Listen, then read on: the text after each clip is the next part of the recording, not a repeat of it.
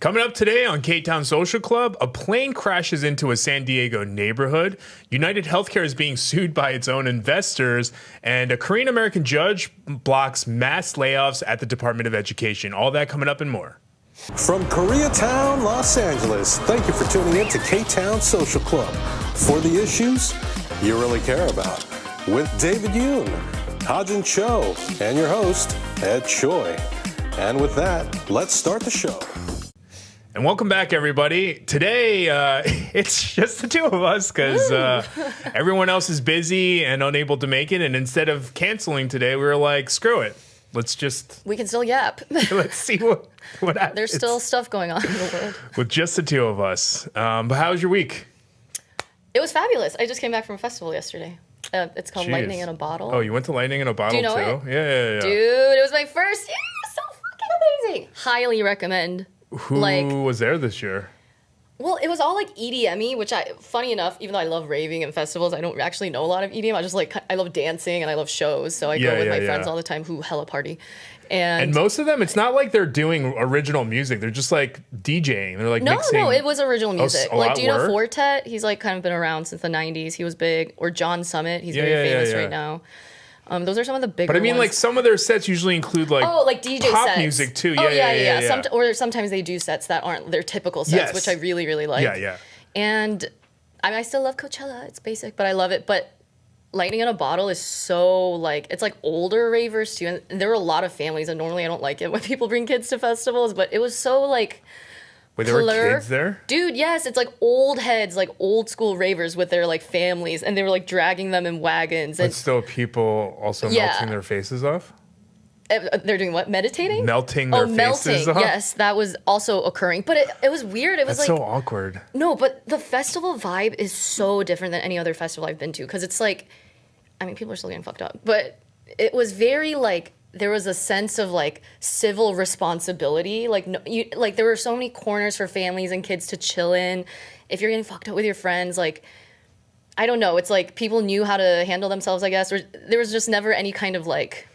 Really? Imposing on others. Yeah, I never... Because normally at festivals you meet like fratty, douchey dudes, you know, that are like hella rude and like never say excuse me if they hit you or whatever. But I mean, they steal your phones, a lot of essaying happening. Oh my God, none of the stealing happened. There were charging stations everywhere. People just left their shit everywhere. I've never been to a festival like that. So highly recommend for the lazy folks that want to like hammock and swing and just listen to music. If you don't want to dance all the time or your joints hurt, definitely go. But yeah, I had a great week. That's like that's like a weird thing to hear because I still don't know how to reconcile that in my head. I'm going to just send you videos because it's just like, I mean, you're in like adult Candyland. It's just like an unreal. And it's in Bakersfield. Like, what the fuck is in Bakersfield? I feel like I would feel so uncomfortable with the kids there. Yeah.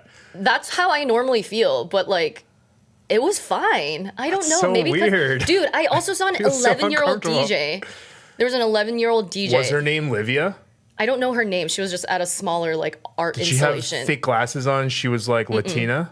No, she wasn't Latina. She was white, I think. Dang. But oh my God, she was like, her parents were like recording her, like so proud of her, and like it just warmed my heart to see like this little kid. She's playing a big festival. All these grown ass adults are like jamming and dancing to her. Like how much like of a confidence boost that must be. You know what I mean? Yeah. So like it's just cool to see people being like very authentically them. That's why I like festivals, I guess. But I followed this girl. Oh, she looks dope. She has been a DJ since she was like, I want to say like 8 or 9 years old. I've been following her for a little bit. She's obviously not that young now. I am DJ what? Livia. Olivia. Okay, but she's been DJing since she was like a tiny little kid. Dude, like there's through like the proteges pandemic. now. Yeah. It's and like crazy. Even when she was like 8 or 9 or however young she was when she started, she was like DJing Kardashian parties and stuff. Wait, what? Yeah, she was like DJing the Kardashians parties like at their house and shit. Wow. Like it was crazy. I was the like, new generation of kids. This girl's so talented. Giving but us yeah, hope. there's a lot of them. There's a lot. Well, I think it's cool because like now, I don't know, millennials and whatever, younger parents, they like adopt a different approach to parenting, obviously, because all of us are traumatized by our parents. And it's cool to see like these, they don't have to be ravers, but just these like more modern styles of parenting that us Koreans are really not used to. And to see them like pour into their natural given gifts, because I think everyone has them really, and just like cultivating that and then seeing a child like performing at a festival. I just like that blew my mind. It was like such a wholesome moment that made me like, it's kind of cliche, but it gave me hope for humanity, like the future. I was like, this is happiness. People are pursuing like their true joy, you know? Which is a privilege. I know not everyone has that. But seeing adults doing drugs in front of kids gave you hope for humanity. I just want to frame it together because in my head that sounded hilarious. That's not exactly what I said, I know, just kidding. But I know. Maybe that was the environment, yes. And the food was fabulous. It smacked. I mean, there was a hand roll place, you know, Asian. I gotta find my rice. I ate at that place like 5 times. That's crazy. They had these like small hand rolls. Obviously, it was like overpriced as fuck, but was it just as crowded as Coachella? I guess not as crowded. No, dude, I was shocked because I mean, Coachella's like a whole ass production. Also, like, it's like a spectacle. Lightning in Bottle has been around for like at least 10 years. No, I feel think like right? 20. Oh, it's been around. Yeah, that's what I mean. Yeah. So it has time to have gained a following. Oh, for sure. Yeah. And it's very like, it's cool. It's very like, what was I gonna say? Okay, I don't remember. But it's like in between. The culture is just different. I don't know. In between Coachella and like a bartender gave Burning me this. Man, huh? Yes. One of the bartenders, he was like, it's like EDM Ren Fair plus Burning Man. That's how he described it. I was like, that's a perfect description. Because I just went to Ren Fair too for the first time. The funniest photo image I have in my head. It's exactly what you think. There's like fucking fairies and like trolls and like, you know, people also, in their crazy costumes. I feel like the Ren Fair has also had a glow up. Is that the right term? Or like has it? I've always wanted to go. It's like changed. And I went like a few weeks ago. Yeah, well, because I mean, I feel like all the videos. I've never been to a Ren Fair before. Dude, you gotta go. It's fun. But all the videos that I've seen in the last like 2 years, maybe 3 years, I would say is like pretty normalized.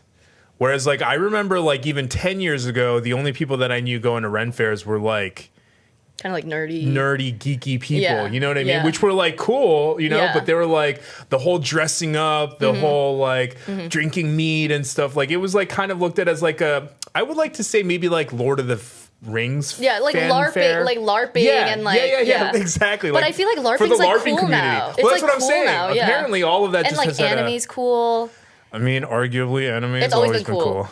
But I think this is what I noticed at this festival. It was just cool to see everyone letting their freak flag fly. You know what I mean? Like even like I mean, there were obviously straight dudes, but it's just like they're wearing like all these like feminine ass things. They have their nails painted. I made hella candy bracelets and I gave them to everyone. And like, it's cool to see people embracing these like facets of themselves that they don't normally do in their regular life because we all have like shit to do, and embrace it, and there's no judgment. Like that was so well that's the thing I was about to say is it seems like people are just dropping the stigma of stuff, right? Because like sure. I think before the internet even, and like, social media men. well that's the thing, like even jocks they would watch anime. But nobody knew, and like they thought it had to be secretive because they thought they were the only ones. And then introduced the internet, and everyone's like, "Yeah, I watch anime." And everyone's like, "Oh shit, so do I." And everyone's like, "Oh shit, you've been doing we all that? do." Yeah. We're like, "Oh shit, we've all just been watching it by ourselves. We're gonna be watching it together." Yeah, let's bond, guys. Yeah. So I feel like that happened, and some people were like, "Oh, I like LARPing," and they're like, "Oh shit, I like Dungeons and Dragons." We were like, "Oh, I like Dungeons and Dragons." Nerd culture is definitely. I feel like all these niche cultures are. There's enough people interested in all these different types of communities, therefore they can like sustain themselves. Yeah. And it is cool. Like no one should be judging what we do in our free time. I'm not gonna lie.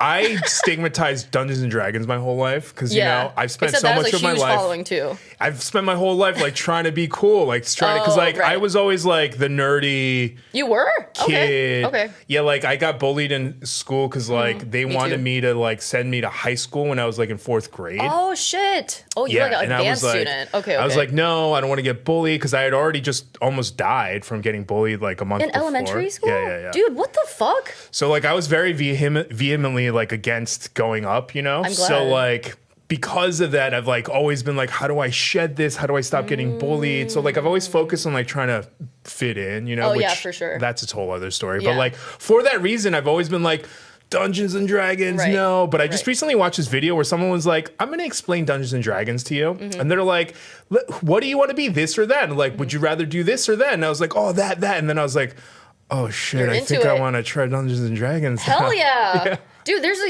huge I was like, community in this LA. is what Dungeons and Dragons is. I was like, Isn't this it like seems smart? fun. Isn't it a smart game or something? I've never It's played. not even a game. What it's not? this woman explained on the video was she was like, the whole point isn't to win anything. She's like, you don't win anything. She's like, the whole point is to tell a fun story. And you're like, Oh, I love that. oh, word? Yeah. Because like, There's even I love Dungeons and stories. Dragons like personality types, aren't there? Yeah, like yeah. chaotic something and like I'm chaotic good. Oh. Apparently. I Oh. tested it. I'm definitely chaotic. Is that where that All those like is that terms where come that from. thing came from? That like chaotic figure neutral, of space. chaotic Yeah. good, chaotic I think it's bad. from Dungeons and Dragons. That's yeah. from Dungeons and Dragons. There's like tests where you can like, multiple choice. You should try it after. That's Yeah. crazy. But either way, DD. yeah, if anyone knows of a starter, beginner, noob DD community in LA, If you're in LA, maybe let me know. there's definitely a don't community know. here. I might join you one There's day. a huge nerd community here for sure. I see nerds everywhere. Well, that's the funny Woo! thing is that like I'm a nerd. You know No, what I I mean? totally like, am. Oh my god, I embrace that shit. I was Yeah. the same. I mean, like also Asians and like predominantly white black communities. Like we didn't have Asian friends growing up. Like yeah, we're gonna feel ostracized. We want to fit in. I was an immigrant, as you guys know. So like In I tried my Michigan. best. Yeah, in fucking ass Yeah. Michigan. Love you, Michigan. But like there's nothing there. for Asian people. And people are quite ignorant. They And can normal be. people. Yeah, and so like I spent my entire life trying to like repress my Korean identity, which is insane because I'm very, very, very, very Korean and I really, really identify with that aspect of my life. And it's funny now that I'm over 30 and I'm kind of like coming into my own again as we get older and like done the introspective work. I'm seeing myself like reverting back to all these like these things that I've always like I've connected to as a child. And Because my we had to natu- repress it. Yeah. Yeah. And I'm like, oh my God, my inner child is healing. Like Yeah. this is so fun. It is healing. Like I don't give a fuck. Like who cares what people think? You know, it's hard. It's hard to not care. But like, It's a very really- slippery slope Yeah. of wanting to fit in, Yeah. and then that turning into like internalized racism and just hatred. You know what I And- mean? oh, and it's yeah, not so like much you're like internalized fuck hatred. Koreans. You're just Oh, like no. you just distance yourself far away from it to not identify it's with self-preservation. It is. It really is. Like it's we're like just a really slippery slope. and we're social creatures. Like we want to fit in. That's just like in our biology, you know. So it's sad how people like try and make people feel bad about their uniqueness and differences. But go DD, Wah, wah. go lib. Yeah, but nerds. we're in a new era now, the digital era. You know, Yes. you can find your community everywhere. Absolutely. As y'all have found us here. So I hope you stay. welcome back. But So in other news, yeah, in other news, speaking of wanting to fit in, this video has been making its rounds. I'm sure you've seen it. But the French president, his name is Emmanuel Macron. I'm sure it's Macron. yeah. Either way. My French friend was correcting me during the festival. I have a French friend. I was like, macaron. He's like, it's Macron.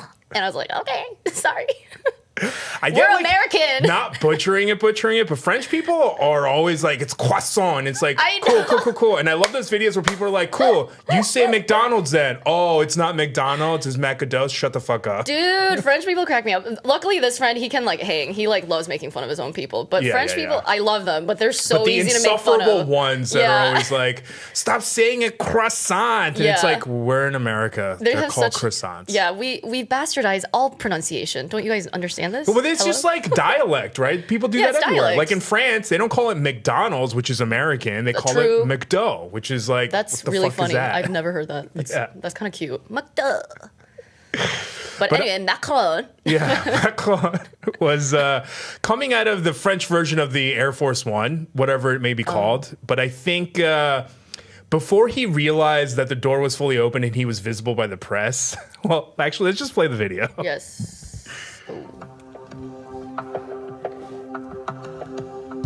Oh, just kidding. Not playing the video because it's not connected. Okay, we're connected now and playing the video. Okay. Restart it first. A.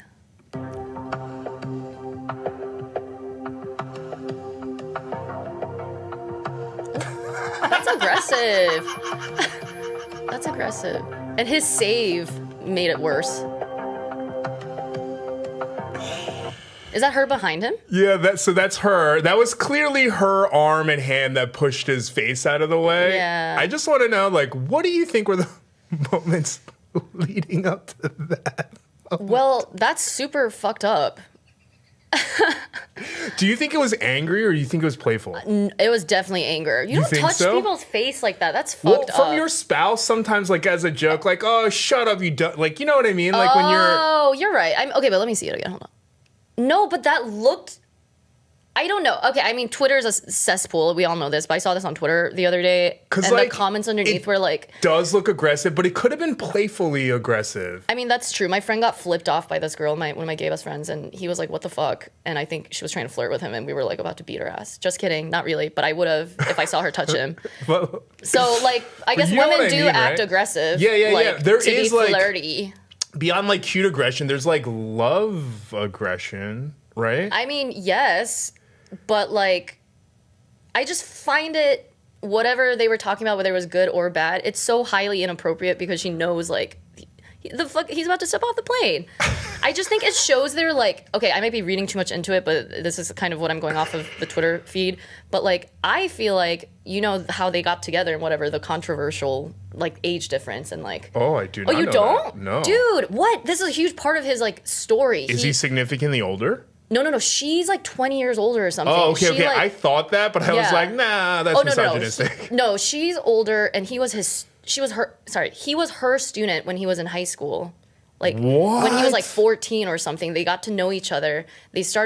He graduated high school. So, like, she technically groomed him. That's what, like, the general consensus is with people that criticize them. And then when he was 18 and went to university, they started, like, writing to each other, I guess. And then... Whoa, that adds a completely different dynamic to this video. There's, like, a weird power dynamic with this woman. Like, she's creepy. Like, if you're a teacher, like, can you not hit on your student? Like, that's weird. That's so weird. But the only thing that I think makes me think that it wasn't playful is the latter part of the video where he's like, when he tries to grab her hand to hold it and she doesn't. Yeah, no, that was definitely watch aggressive. It like the later half right here. But yeah, I feel like if it was playful, oh gosh, he was really good at like trying to play that up. But watch right here. Okay. Right there, he starts to go for the hand. To have her like grab his arm. He even does this so that she can. Yep, and she doesn't take it. Oh yeah, they were definitely fighting. Yeah, which makes me think it was for sure a fight. Yeah, but for sure. Macron, stand up for yourself, bro. Apparently, it's not just our presidents who are being ignored and hated by their wives.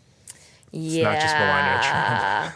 Yeah, but still, well, I mean, we don't know like the full context, but still, that's bad. Don't touch your partner's face like that. Unless it's playful and it's consensual. Yeah, unless it's playful and consensual, exactly. Like, that's, I don't know. It just gave me a bad feeling. Even when, like, women, even if they're not older and there's not, like, a huge power discrepancy or whatever, like, I don't like it when girls, like, playfully, like, hit their man, like, and it's, like, kind of hard, you know? And I'm just like, that's not cute to me. It's weird. It depends. If it's like a one-off, it's one thing. But I don't like when people who do it habitually, because then I'm like, oh, I feel like that's red flags of, like, underlying aggression at least issues. Pink flags. Yeah. Yeah, underlying aggression and, like, flags? anger. Oh, yeah. I call them pink flags. Pink flags make it sound like it's, like, a gay thing, right? Gay rights! Always. Anyway, yeah, that's fucked up. Yeah, that's at least like yellow or orange flags or whatever it is. Yes, yellow. But speaking of old things, that's a horrible segue. Okay. We love old things. Oh, fuck. There is this really funny video. So this okay, I'm going to play the video for you guys first. This is the video.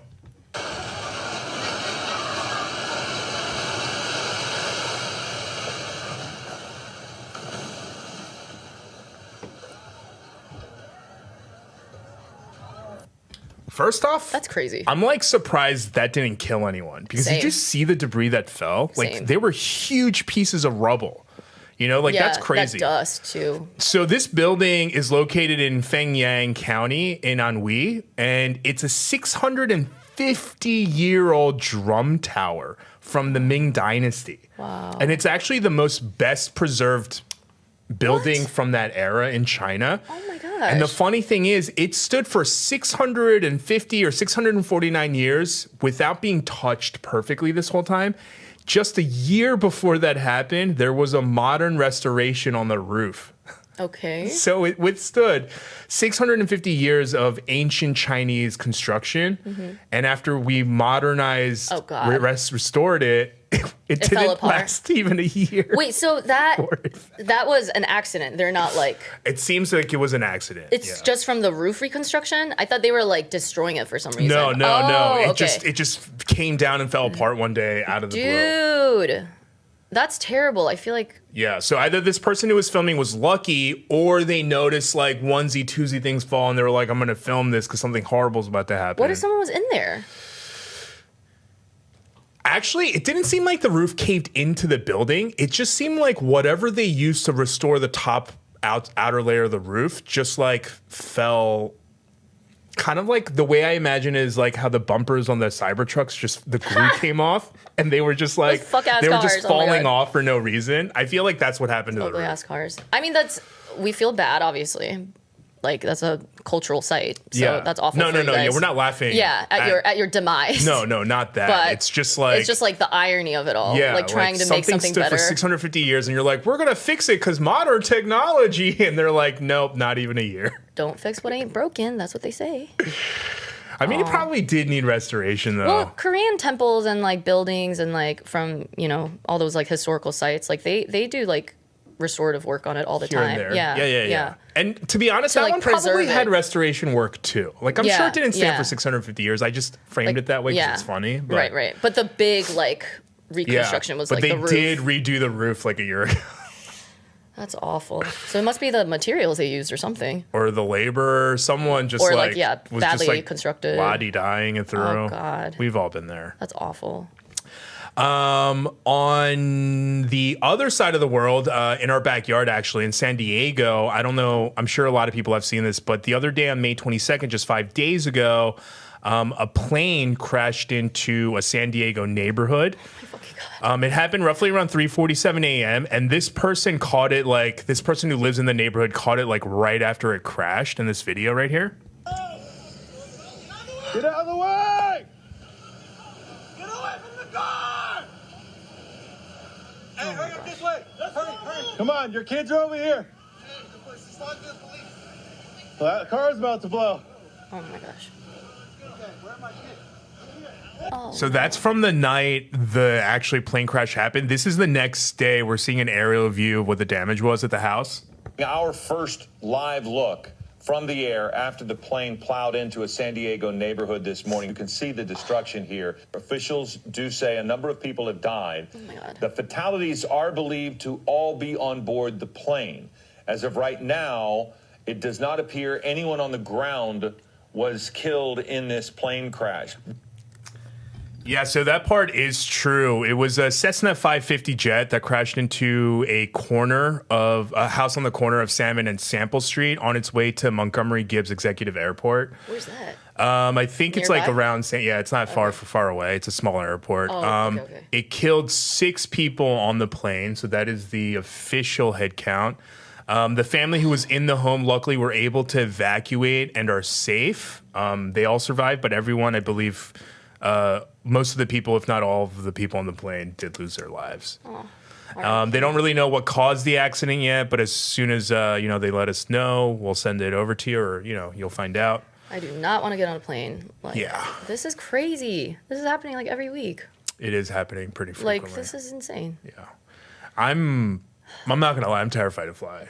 Yeah, I don't like flying. I've never liked it. No. I want that flight to be over as soon as possible. I'm claustrophobic. I don't like being close to people and their elbows are all touching me. Yeah. I don't fuck with and any of it's that. the loss of control too. And that too, yeah. Yeah, you know what I mean? Yeah. It's just... I do a little prayer. I don't even pray, and I do a little prayer before sometimes I fly. even when so do I. Literally set a little intention or something. I mean, I often think about driving down the highway, even going 70 miles per hour. I'm it's so wild that we know people are flawed, and yet we put so much trust into these machines that are man-built, And I'm if someone just forgot to screw in one big thing and I'm going 70 miles per hour, something happens, it's I'm dead. Not even that. There's so many bitches text and drive now. I'm can you pay attention? Well, I just mean even cars at 70 miles per hour. Oh my God, I can't believe I'm putting so much, of my trust into this, let alone a plane that's hundreds of thousands of tons, and it's going like upwards of like 600 to 700 miles per hour, and we're just like, I'm gonna take a nap. Way up in the sky. Like, that's crazy. It's so crazy. I know. We really put our faith in, or our lives in the hands of many, many people. Yeah, if you ever see me on a plane and you're like, wow, Ed's a dick, it's because I took a bunch of edibles and I'm trying to pass out. I'm trying to clonk out, okay? Yeah, same. She is clocking out. Yeah. And then I'll see you when we land. Yeah, exactly. Rest in peace. Yeah, to those but folks. Definitely rest in peace to the families who were affected. Terrible. Yeah. And the house that's ruined now. Like, what the hell? Yeah, that's someone's home. Yeah, and it looks like it was like a townhouse, and like at least half their house is gone. Can you imagine waking up to that? Like, if you get to wake up at all after that, like, yeah. Like what that feeling would be like. No, oh my that's God. terrifying. Have a heart attack or something. And like seeing that, oh my God, the debris and everything, and everyone's like freaking out. The car's gonna explode. Like that's intense. And in the middle of the night too. In the middle, it's 3:30 in the morning. Ugh, that's traumatizing. For like, real. there's no way you're sleeping through that too. No, you know? oh no way.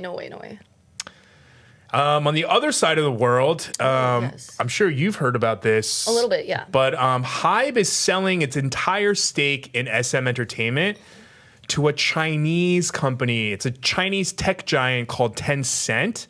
And they're buying SM share, or Hybe share of SM for 200 billion won, which is roughly about $145.5 million in USD, which is approximately a little over 2.2 million shares. Oh. And it's roughly about 9.38% of the stake in SM. The majority of the shareholders in SM actually belong to Kakao and Kakao Entertainment, who owns 41.5% of stakes in SM Entertainment, which makes actually Tencent the second largest stakeholder in SM, partially because they own so much in direct shares of SM, but they also own 4.6% of Kakao as well.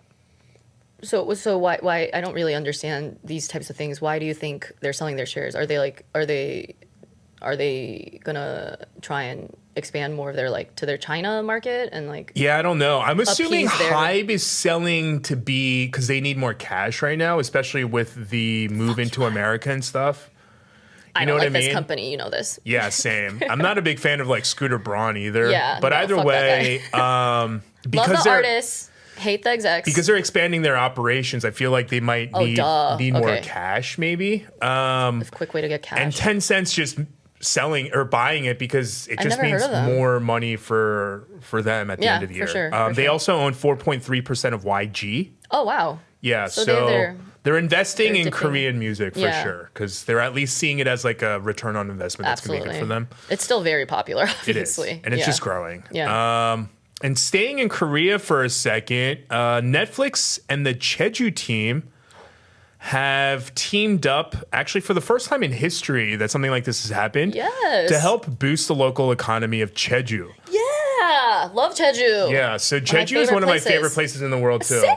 Yeah. Oh, love it. Love it. The aura there, the vibe there is amazing. The food is the community, so good. Just like the scenery, the landscape, the nature. They have these black pigs there, and they are so fucking delicious. Yeah. Love. The shabu shabu, the BBQ with it is so good. Like all the seafood. The fish is so fresh. So fresh.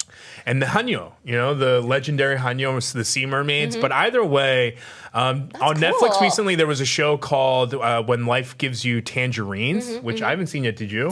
I watched like the first 3 episodes. I want to like dial in. I like binging them. I've just been like doing festivals, as you know. So, but I need to like lock in. I love IU. I watch a lot of my TV in the background while doing work. I have to pay attention though. Yeah, and for like things like Korean, I need to pay attention it's like because the drama and the because it's like my Korean's not good enough to listen to it passively. Oh yeah, like I need to pay attention. I need to watch what's happening. Same. And it also helps if I have the English subtitles. Dude, also it's an excellent way to practice. Actually, it is. That's how I like always like kind of like refresh my Korean.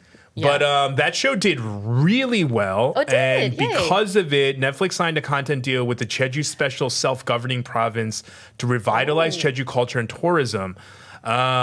So they are establishing a various institutional measure, including incentives for Netflix to continue to film on Jeju. Nice.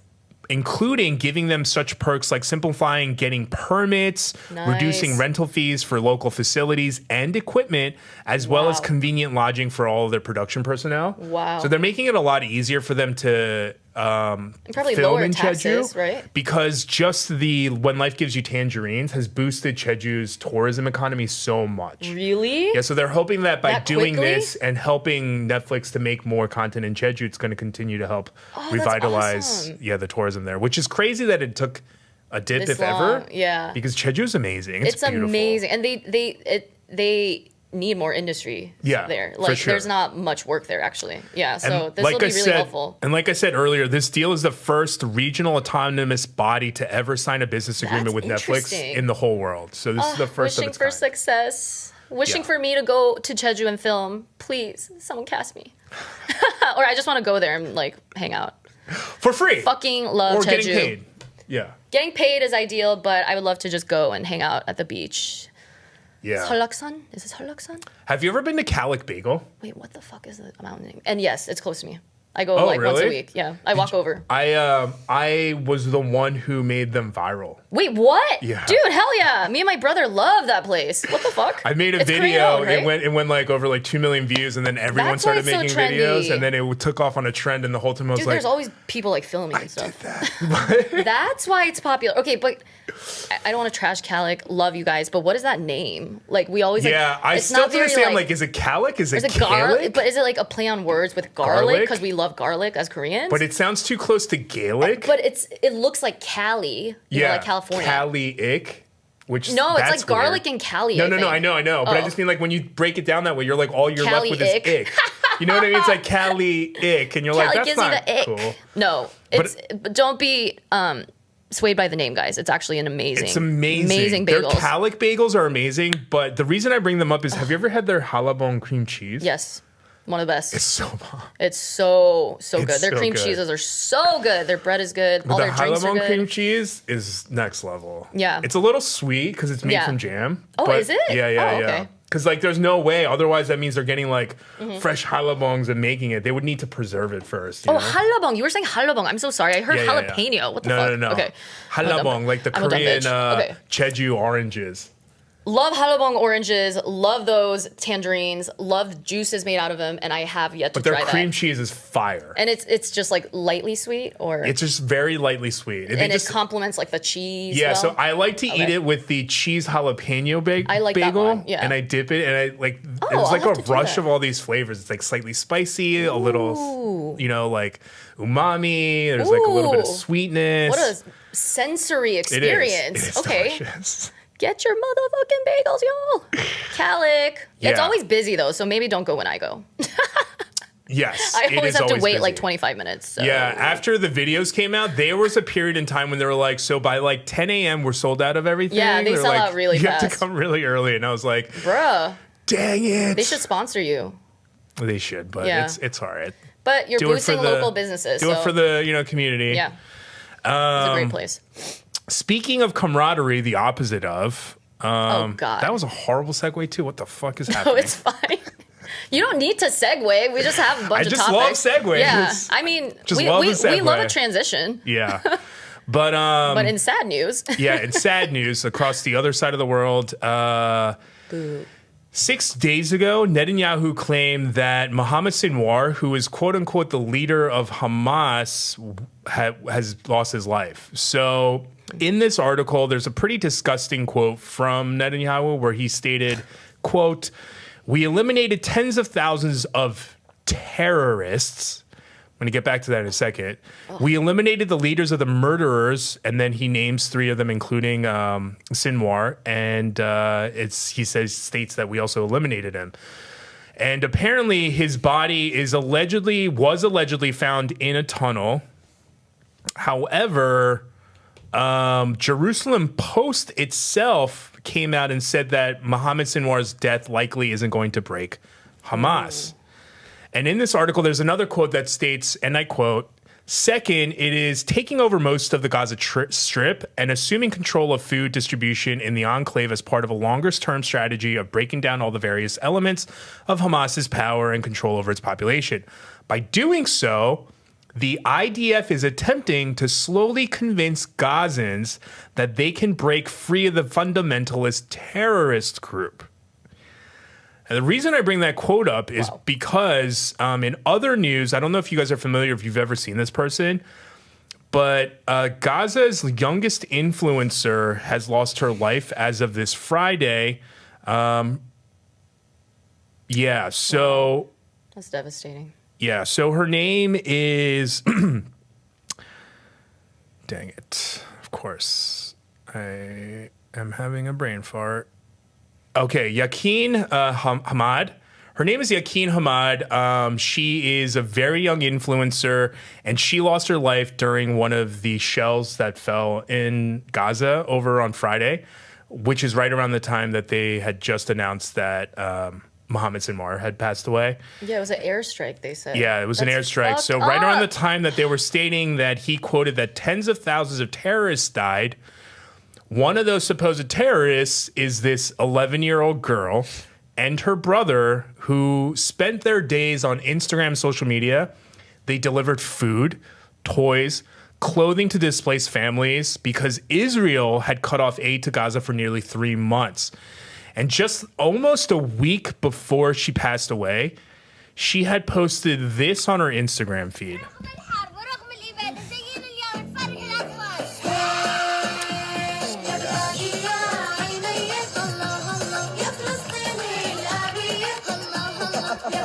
And this video shows a bunch of kids in Gaza smiling and having fun. And the caption on this video, translated to English, is, quote, "Is there anything more beautiful than the smile of children in Gaza?"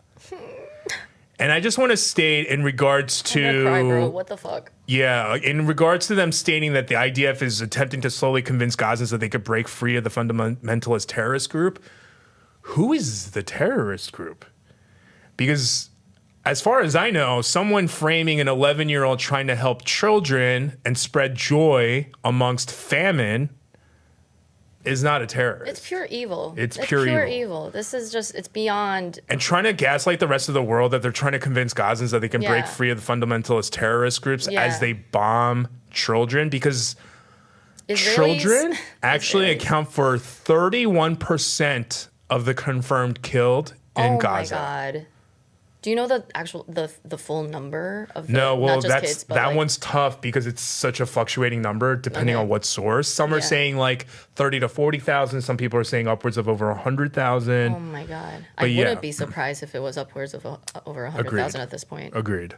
This is awful. And 31% of them are kids, and that's not even including women and like young adults. These people that are doing that are going to hell. I don't even believe in that shit, but y'all are going to hell. You are gonna get your due reckoning and karma. Yeah, and I bring this up because I feel like the fight for Palestinians has died down a little bit. And I just want to remind everyone that the atrocities are still happening. Like, people are starving. There is a famine in this Gaza area right now because they've cut off aid for close to 3 months. The starving of children is just... It's evil. It's beyond. It's evil. Yeah, it's beyond evil. Like, there's no words to even... How? And they're gloating about it. Like, there's pictures that they upload. I just saw a video the other day, or maybe today, this morning. These Israelis were by the Gaza Strip, and they were like having a whole ass full-blown barbecue where like these starving kids could like smell spiteful. It. Yeah, that they could see. That's so crazy. Like, are you fucking insane? Oh yeah, it was on Twitter again. Are you insane? Like, you're already killing them. Like, do you have to torture them this much? Yeah. It's disgusting. That kind of shit makes me really, really, really, really not have faith in humanity, of course. Yeah, so like I don't know who Netanyahu's trying to gaslight, the rest of the Himself? world or just people in Israel, right? Because like, but even some of them are waking up. Well, that's what. But I'm saying, like, for someone in Israel to see children starving on the other side and then taunt them like that, it must be because they've somehow been gaslit into believing that even these children are terrorists. Well, that, and also there's that they've been brainwashed, and there's just like a fundamental. I don't know their culture that well, obviously, other than their history, but like. How I feel as a human is like there is a serious like they are very disconnected from their like empathy, which we all have, and that makes me feel like I mean, you're evil, like we can call them names, but it's just like, that is what scares me. Like, I don't want to run into like one of these types of Israelis who are really not in tune with their compassion. And then like I hear about Israeli tourists in like Southeast Asia just like wreaking havoc all the time. They're like the worst tourists. And just when I see things like that, I'm just like, you must have been raised like a fucking barbarian. Like literally, you must have been told that the sun shines out of your ass. The world is centered around you. I know a lot of Americans think that way too. So, you know, I'm not saying we don't do that. But yeah, it just makes me get the ick, to put it simply. I'm just like, you're not a real human, bro. Like, you are disgusting. Yeah, and like, it might be true, but like calling yourselves God's chosen people, to me, is like the equivalent of giving people like participation trophies. It's so narcissistic. You know what I mean? Like, I'm sorry. You it's like take them away from merit, and you're just like glorifying them. And like, what do you think is going to happen outside of the fact that they're going to have these like, you know, bloated egos of themselves and think that they're so egocentric and think the that rest they of the world rule the world sees you guys as fools. That's pretty much the outcome. So, evil fools. And I say that by obviously claiming, like, obviously not all Jewish people think that. Not all people, not Jews, We're talking but about Israelis, the people who believe nationalists, that and make that their whole personality. like the Trumpies over there. Right. Yeah, it's their version of Trumpies. Always have to clear that up because you know they're gonna drop the They'll be like, "You're anti-Semitic word all the time." Bitch, I have Jewish friends. Okay, they all hate Israelis, the ones that are committing these atrocities. I've been to more Passovers than I have Korean ceremonies. Yeah, I have so many Jewish friends actually. There's a lot in LA too, and in Michigan. Oh Lord. Yeah, coming back to America for a second. So remember when Trump tried to dismantle the Department of Education? Excuse me. Oh, bless you. So a judge blocked the administration from dismantling the Department of Education. So the judge is a federal judge in Boston. His name in English is Judge Myung-jun, or in Korean, it's Chung Myun-jin. And he is a Korean American judge. Hell yeah! And he is the same judge who issued a temporary restraining order on the freezing of teacher training grants when Trump froze it for the funding of DEI, which was the first attack on the Department of Education. Even though then that was reinstated by a 5-4 Supreme Court decision. But he blocked the attempt to dismantle the Department of Education. So he also prohibited the Department of Education from transferring the management of federal student loans other than the Small Business Administration. And just a quick reminder that when we privatized healthcare back in the 70s, what happened? We all got fucked. Yeah, it basically got fucked, right? Because there's even this study from Stanford University, the Institute of Economic Policy Research, that stated that when public hospitals go private, low-income patients lose. Because privatizing healthcare meant that you went from taking it from a publicly accessible thing to benefit the corporations and businesses. Exactly. Commercialism. They're commodifying health when it should be just a fundamental human right. Right. And what did it do is so it screwed over the middle class and the lower income families from being able to access healthcare. So when we think about privatizing education, I just want us to remember, what do we think that the repercussions are going to be is that we're going to make healthcare make education less accessible for those who actually need, well, technically everyone needs it. For sure. But in order to be able to get out of socioeconomic status, it's through knowledge. You have to know how to get out of it. You need to be able to strategize. You need to be able to know what worked and what didn't work for previous generations so you can get out of it. And when you cut that access to that knowledge off, the only thing you're doing is making a greater divide between all economic classes. And yeah, it's going to cause more contention and divide between the classes when we already have a class war going on. Exactly. That's fucked. I hate it here. Yes. I'm so annoyed. So, for instance... we're already dumb as fuck in this country. Like, great. Yeah. Like, for instance, when we privatized education in America... In 1976, we'll look at this. I found this chart. In 1976, it cost $924 to go to an in-state public school for a year. That's so cheap. A whole year's tuition was $924. That's insane. To go to a private institution on a yearly basis was $2,275. Like, that's how much it costs you to go to Harvard. That's essentially. still so fucking cheap. Right? From back then, yeah. Now, the cost of yearly tuition now Obscene. is obscene. Wait, that's not it. Absolutely Don't look at insane. that. Don't look at that. Don't look at that. So in 2025, a public school costs roughly $11,000 for in-state. If you're out of state, a public school costs $24,000 on average, and a state school costs $43,500. Or private school, yeah. I'm sorry. And again, just a reminder, it cost $924 in 1976, now costs $24,000. And what cost $2,000 in 1976 now costs $43,000. And Holy fuck. if we want to put in inflation, $924 in 1976 roughly now is about $5,193. Are you serious? So that's how much tuition cost for them back then. Inflated like And again, 5,000%. that is $11,000 for in-state and $24,000 for out-of-state.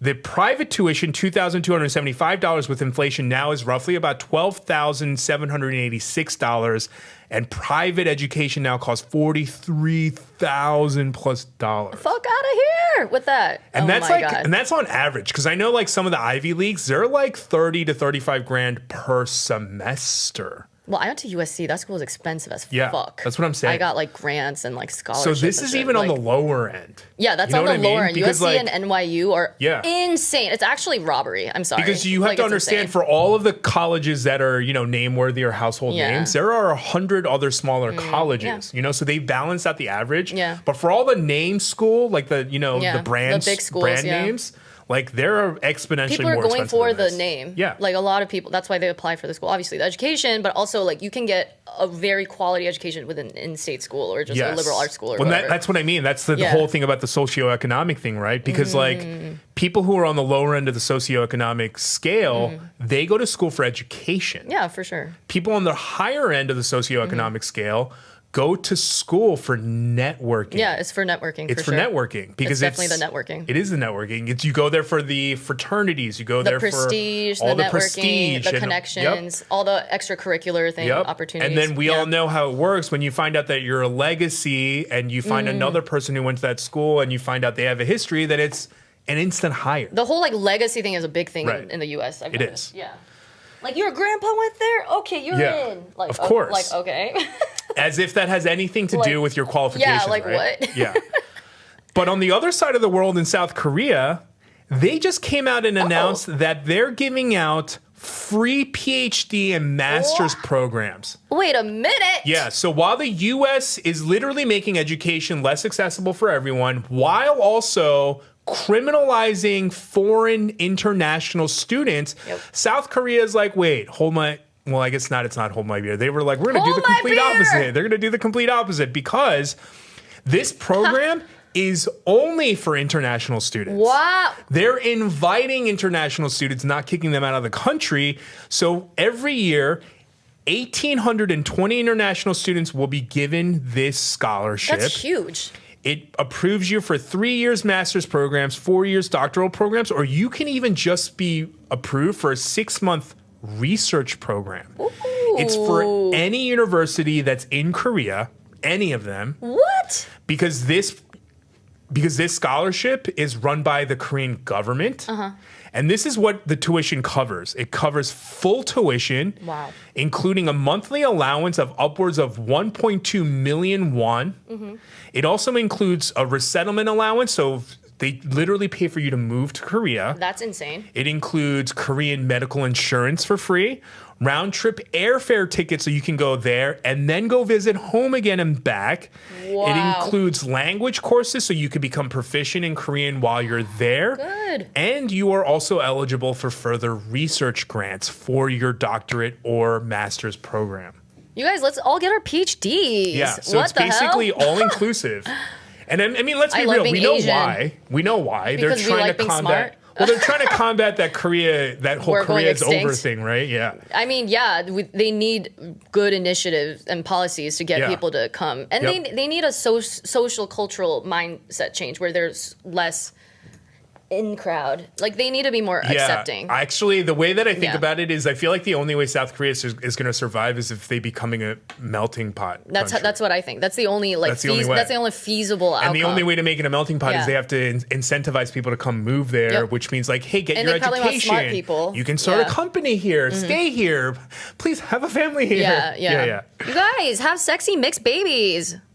Go Koreans, go international students. Maybe I'll get my PhD. Probably not, but that's an amazing thing. I hate school. I hate school so much. Yeah, I like learning. I don't like school. Yeah. Yes. I like free reign, free choice I like going learning. down a Wikipedia rabbit hole and just reading random shit. It's the ADHD exactly. Like I have neurodivergence. too many like various interests. Yeah, I need to be really interested in it, and even if I am interested, Same. I might not be interested on a school schedule. Exactly, it's the routine. I'm like, no, can I be in flow and like just show up? Yeah. But teachers don't like that. I want to be like very interested in it, and then like all of a sudden get the motivation at 3 a.m. on a Tuesday morning, and then just like stay awake for 12 hours researching it on my own. Exactly, and then I'll be over it in a week. Yeah, but still but it's remember somewhere in most my brain. of it. But in my brain. Yeah. The whole like, wait, what's the expression? What's that figure of speech?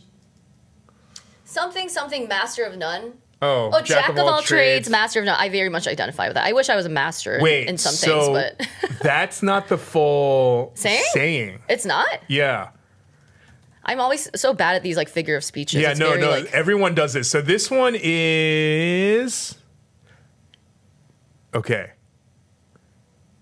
Oh, it's part of Proverb. Interesting. Okay, it's jack of all trades, master of none, but better than a master of one.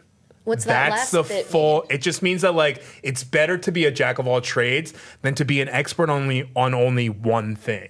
But what's the last phrase mean? Better than a master of one. Of one, like you're only a master of I one. see what you mean. One thing. Okay. Yeah. Okay, so it actually, period. the whole point of the thing is, it's better to be a jack of all trades. Oh my god! I'm gonna say the whole expression. I just need to memorize it. It's better to be a jack of all trades than a master of none, Better and a than a master master of of one, one. because you know a bunch of things, whereas this person only knows about one I thing. like that. Thank you. know? You just validated me. It's like the whole blood is thicker than water thing. Like that's not true either. It's like Is it not? No, it's the whole thing. Dang it, I forget that kinda one like too. that But it's saying. like the blood of the covenant is thicker than this shit is all from like the Bible. What the hell?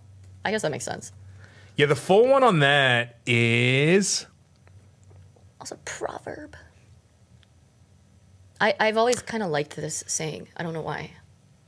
Just gives you a visual. God. Blood is thicker Why than is it so water. hard to just like get the full thing on a one sentence? Like Jesus fucking Christ. Because these people love to write.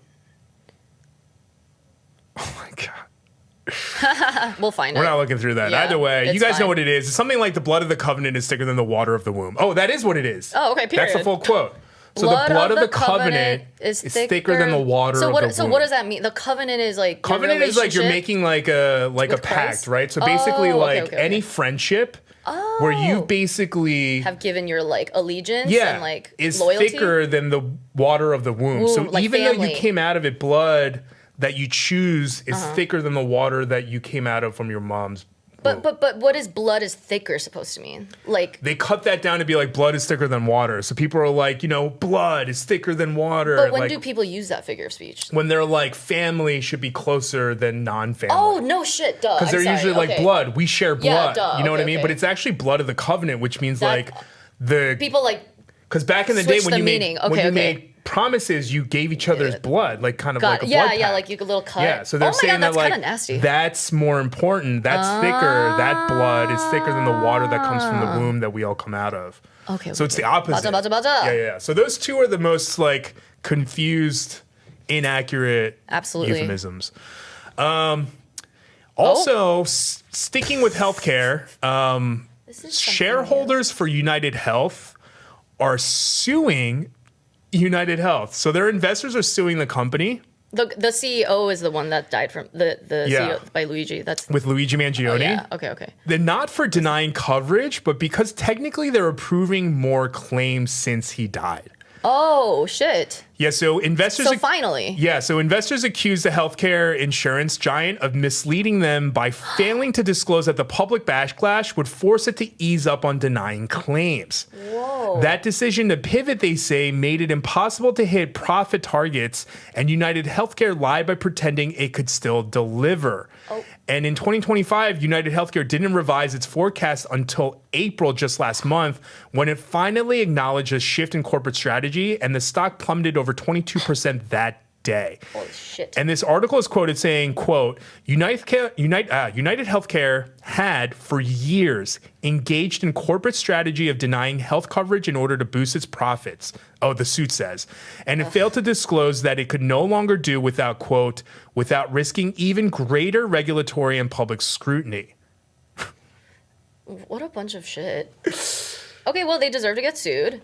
So basically, United Healthcare was like, hey, this thing with the CEO, nothing's going to happen. We're going to continue to keep growing, continue to have our revenue. Y'all are dumb. And they failed to recognize and tell its investors that, oh, now because the magnifying glass is on us, we're going to have to approve more claims so it doesn't look like what they're saying about us is true, yeah. Which means negative profits. Well, it's funny. It's that Streisand effect thing. Yep, It's it is the Barbara Streisand effect. It's fine. Like, it's gonna be fine. We're just gonna like. Don't look at my house. I don't want people looking at my house, and all of a Yeah. sudden, millions of people. Now you've drawn attention, so now your ass is getting sued. Yeah. Well, So, Luigi must be gleeful. Love you, Luigi. very true. We're getting short on time, so we're gonna rush through these last couple ones. Dude, but we hella yap. It we're went like, by so fast. are we gonna today. be What the able fuck? to fill an hour? I know. Apparently, too much. Maybe it should be just 2 people. Just kidding. Love you, David Yoon. But either way, Trump violates a court order and sends 2 Asians to South Sudan. You guys, what? Yeah. So 2 days after an appeals court declined to remove an injunction and aimed at barring deporting non-citizens to third-party countries without due process and without giving them a chance to raise concerns about persecution, torture, and death in that country. Oh my God. 2 men who were one of, I believe, 12 or 13 people. But these 2 men, one was from Myanmar and the other were from Vietnam. Mm-hmm. They were being held in U.S. immigration's custody and they were deported to South Sudan, which is insane because currently the U.S. State Department has a level 4 travel advisory to South Sudan. And I quote on this website, quote, armed conflict between various political and ethnic groups. Also, quote, weapons are readily available to population. It also says in this article, on this page rather, foreign nationals are victims of rape, SA, armed robberies, and violent crimes. And then it also goes on to state, U.S. nationals must use armored vehicles for nearly all movements and official travel outside the city of Juba is limited. And then it goes on further to state, quote, due to critical crime threat in Juba, walking is also restricted. But now we're sending prisoners. Actually, they're not even prisoners. Why did he say? Let me take that back. Like, now we're sending undocumented immigrants there who may or may not even have a criminal background. yeah, just like don't have American status or whatever. Yeah. Because they claim that they're doing it to criminals, but we've seen that plenty of people did not. And why to South Sudan? Is it a punishment, or did he just like fuck up and didn't know where they belonged? No, I'm pretty sure they're just sending them to like random. What? That is insane. So the country has an advisory because it's so dangerous there, but we're just like, yeah, let's just send people, which is so crazy scary. because,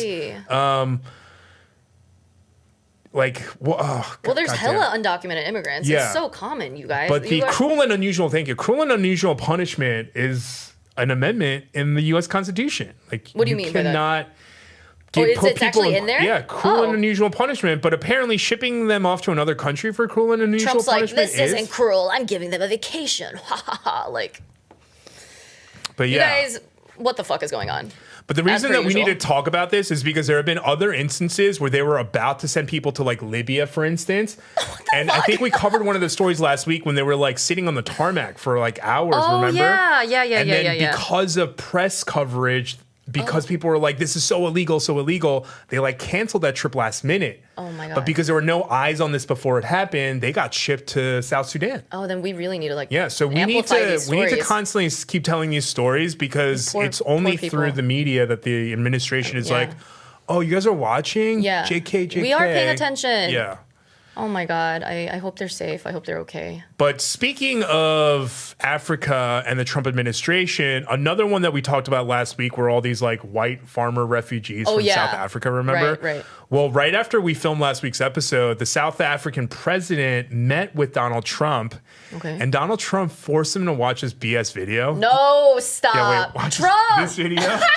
He needs some fucking friends, man. Over 1,000 of white farmers. Have they told you where that is, Mr. President? I'd like to know where that is, because this I've never seen. Yeah, so that part's really important. So the South African president was like, do you know where this is? Because I've never seen this before. Okay. And I'm not going to show you the numbers, but I came across other articles where they were like, the majority of farms in South Africa are being like burglarized and robbed, and people are dying there. Oh my God. And some of the white owners, yes, are dying, but the majority of lives lost are the black farmers who actually work in the fields. Of course. So it's obviously not targeted towards the white farmers, because if so, then the black people wouldn't be dying in more like disproportionately. Numbers. Yeah. But wait, I'm just going to let this video speak for itself. Yeah, we all know where I'm this like, video comes what? from. This video explains it perfectly, so I'm not even going to try to talk over it. Okay. Remember these images Trump claimed were evidence of white genocide in South Africa? These are all white farmers that are being buried. They were actually pictures from the Democratic Republic of Congo. Let me explain. During an Oval Office meeting on May 21st, Trump caught South African President Cyril Ramaphosa off guard when he alleged that white farmers were being persecuted because of their race. Trump then presented alleged video evidence followed by a series of articles and images that he falsely claimed showed white farmers that are being buried in South Africa. Look, here's burial sites all over the place. These are all white farmers that are being buried. All over the place. Reuters revealed that one of the images Trump displayed was a screenshot from one of their videos that showed footage of humanitarian workers burying bodies in the city of Goma in the Democratic Republic of Congo. The footage was captured in February following deadly battles with Rwanda-backed M23 rebels, Reuters reports. The managing editor at the American Thinker, the conservative online magazine that published the blog post Trump showed to Ramaphosa, told Reuters that Trump had misidentified the image. Reuters video journalist Jafar Al-Katanti, who captured the images in question, was shocked to see Trump using their footage as false evidence of white genocide. In view of all the world, President Trump used my image, used what I filmed in the Democratic Republic of Congo to try to convince President Ramaphosa that in his country, white people are being killed by black people, the journalist said. During the meeting, Trump also showed video of white crosses along a South African highway that he incorrectly claimed were burial sites. When the crosses were placed in 2020, an organizer told South Africa's public broadcaster that the wooden crosses did not mark actual graves, but rather represented farmers who had been killed over the years. When the lights came back on in the Oval Office, Ramaphosa asked Trump if he knew where the footage was filmed, to which Trump responded, no. Have they told you where that is, Mr. President? No, I'd like to know where that is, because this I've never seen. This is just like, what? That's like at least 2 times that we know that Trump has held up fake news photos in the Oval Office claiming that they were real. I just want to know. This dimensional reality is not real. Like, I just want to know who his fact checkers are and like who is in his administration, because this is so beyond embarrassing. So like, bad. what is going on? So bad. He really just like does not give a flying fuck. I really think he's like, I'm gonna do this today. Don't get in my way. I'm gonna talk about this with this president during my meeting. And if you interrupt me, you're fired. I don't know. He's just like, I just think he calls the shots in a way. There's no critical. I don't think any of them care, because I think they don't care. I don't think all of their focus is going towards how to put as much money in their pockets while he's still in office. And power. It's like very racially how to motivated. set themselves up for business later and how they can make as much money now. Because I think that's the reason why all of this like other facts and stuff aren't being checked, because I think that's like tertiary. Yeah, they're also just like, oh, it's like beneath me. I don't really care about them, this. it's like money and power are first and second, and then anything else is just like geopolitical relations are yeah. They're like, we don't care about facts. Back of the They're mind, like, this isn't affecting us making money right now. We're the center of the world. Yeah, they don't Why care. should we care about our relations with others? others? They don't care. Yeah. And before we go, let's end this on a positive note. Oh, yes. So if you guys have seen this video, it's been making the rounds on social media. But let's just watch the video first. Oh, there's no sound. So basically, JK. Basically, while you guys watch this on repeat, what happened was this man named Jiang Xiaopeng, he's a student in China. He's going to a vocational college. He's studying to become a dental prostheticist. And on his way to sit for the Gaokao exam on May 10th to apply for medical technology program through the exam, which is like in China is only secondary to the college entrance exam. It's one of those like in Korea where it's like once a year. And if you miss it, you're fucked.